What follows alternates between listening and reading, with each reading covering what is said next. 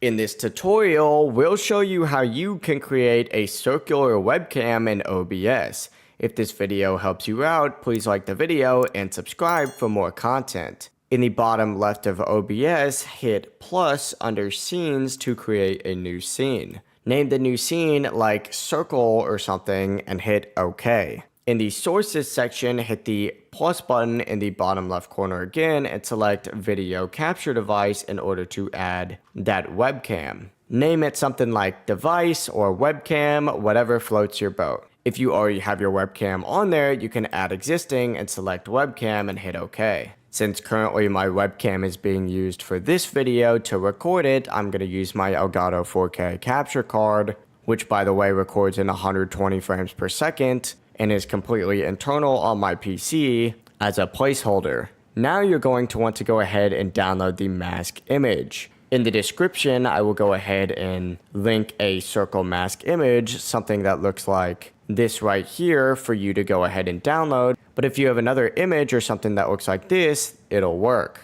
Go ahead and download whatever image that might be and go ahead and return to OBS, where you're going to want to right click on your source and find filters. This will most likely be at the very bottom. Click on it and there's going to be audio video filters and effect filters.